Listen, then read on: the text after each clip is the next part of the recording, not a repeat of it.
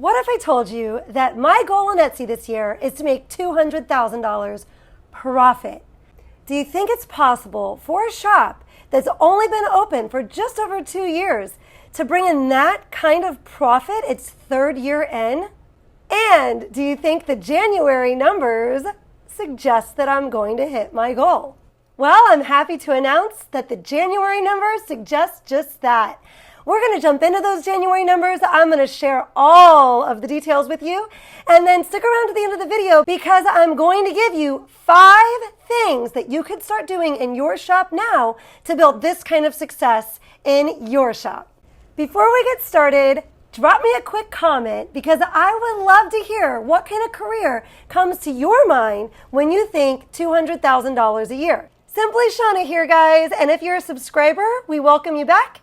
And if you're not, we hope you'll become one today. On this channel, we talk about building an Etsy shop connected with a print-on-demand company and building it to a 6-figure business. I used to be a 4th grade teacher, but now I am a full-time Etsy seller. I had absolutely no experience owning my own business and no training in designing t-shirts. And here I am 2 years later. This is absolutely attainable and it's absolutely repeatable. We're about to jump into the stats, but just before we do, let's take a second to just give this some perspective. Up here on the screen, we've got some different careers and what the annual income is. All right, school teacher. I was making $51,000 a year, my 18th year in. Second year, Etsy entrepreneur. I was able to make $107,000 profit last year, my second year, full calendar year on Etsy. A dentist, physician, dermatologist. According to my quick Google search, these are the types of careers that can earn you $200,000 a year. They also take anywhere between 8 to 14 years of schooling. And my third year goal for Etsy is to earn $200,000 a year. And this would be after 3 years on the job, training, and starting to earn money as I went. Okay, let's take a look at the numbers because I think they're super duper exciting. Here we see a graphic that has the last 3 Januaries of stats on it. We've got 2021 there at the top, and that would have been just when I had been on Etsy going into my 4th month. I had 26 orders and the revenue was $487. Fast forward 1 year later, we've got 2022 next there, and I had 206 orders, and the revenue was $9,272. Fast forward to last month, and we've got 614 orders and $32,700 revenue. And now the numbers that count, the profit.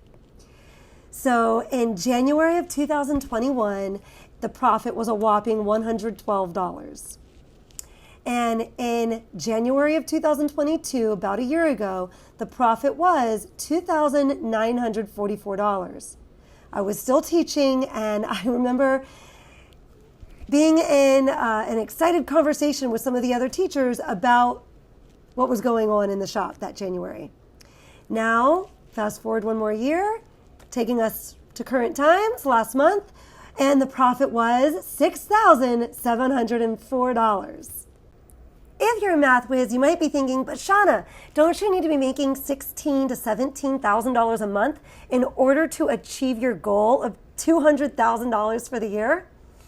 Well, yes. If it was $200,000 evenly split over the year, then that's what I would have needed to have made. But think about it like this. Last year, I made $107,000 profit. And $63,000 of that profit was earned during October, November, and December. Q4, which is October, November, and December, will always be your biggest months if you are setting up your shop with lots of holiday items for purchase.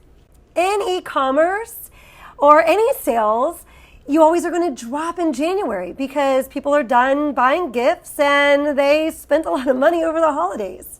So that means that all I'm looking to do each month is double what I did the year before. So this January, more than doubled it. We're going to break down the numbers in just a second so you can see what part of the profit came from running ads, what part of the profit came from organic sales, and you will want to stick around to the end because I'm going to give you 5 useful strategies or tips that if you are applying in your shop can help you grow the same success. Plus, of course, we'll end it with a tip from Tucker. And if you're finding value from this video so far, I'd so appreciate it if you took a quick second to smash the like button because that does for the YouTube video kind of what a like or favorite does for our Etsy listings.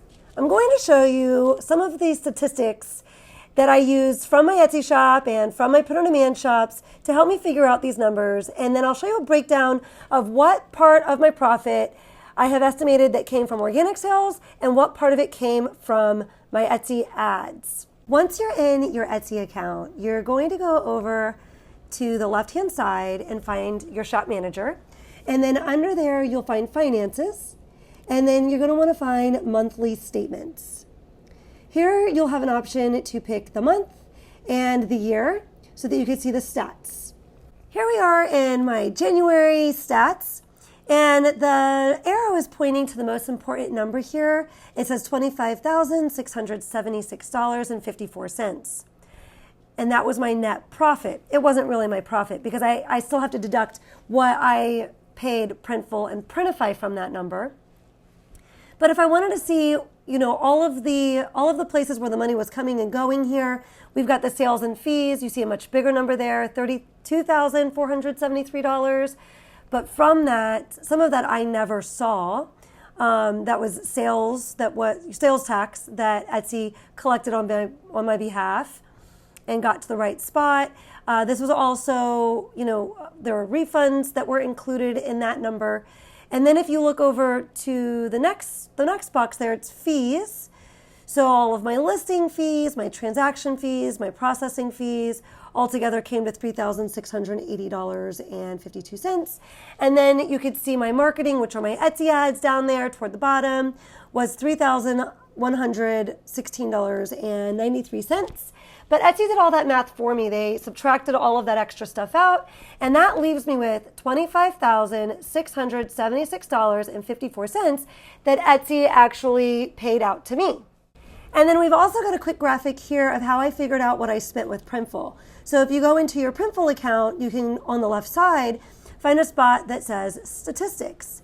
And then at the top right-hand corner, you can enter the dates in that you're looking for. So I just put January 1st through the 31st. And then you'll get the total order costs, which includes the price of all of the items that you got printed up and the shipping costs. So I also had to get that number for Printify. And then I just took the number that I got from Etsy and subtracted out the cost I had with Printful and the cost I had with Printify. Now, I also wanted to know just how much of my profit was coming from my Etsy ads. And I do have a video all about how to run profitable Etsy ads. And I will link that at the end of this video if you want to go back and watch that one. I go really step by step and tell you exactly what I'm doing. And it is working absolutely fantastically for me. Right now, I'm currently running $150 a day on ads. If I were to start a new shop, I wouldn't be running that much on them. I would fill my shop up with probably at least 50 items in the same niche before I started trying to run any ads in my shop. And I'd probably start with $3 or $4 a day and see how it went from there. You would find marketing over toward the left of your Etsy account, and then you go to Etsy ads, and then you would sort or filter by the dates that you need. So here we're going to do January 1st through January 31st. And that's going to get me my numbers that I need for my January Etsy ads. Once I'm in my Etsy ads and I'm filtered for the dates I'm looking for, so in this case January, I'm going to be looking at the revenue and the spend to figure out roughly how much I made profit from my Etsy ads. So during the month of January, my revenue from the sales that came through the ads was $15,060.49.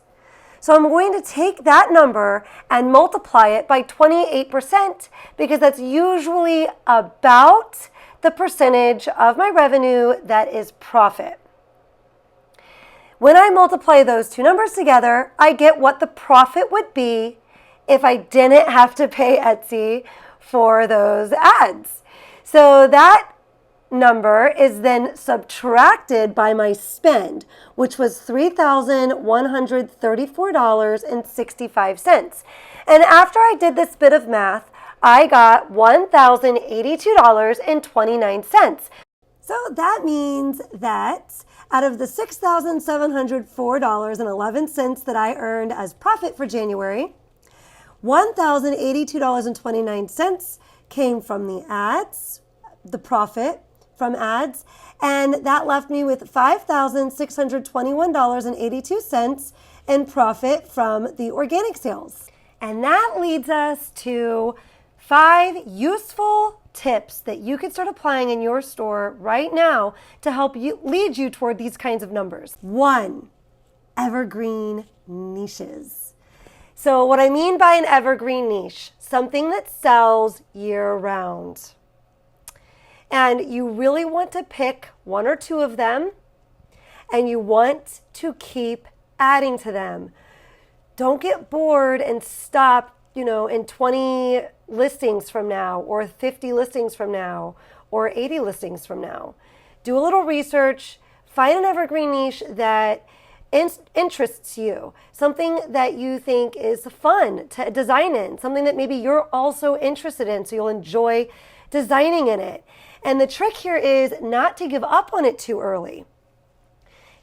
Continue listing in that evergreen niche for several months. Be persistent. That's what I had to do, and it really paid off. So for example, the teacher niche is an evergreen niche, and even though it sells better at certain points than others, it sells all year round.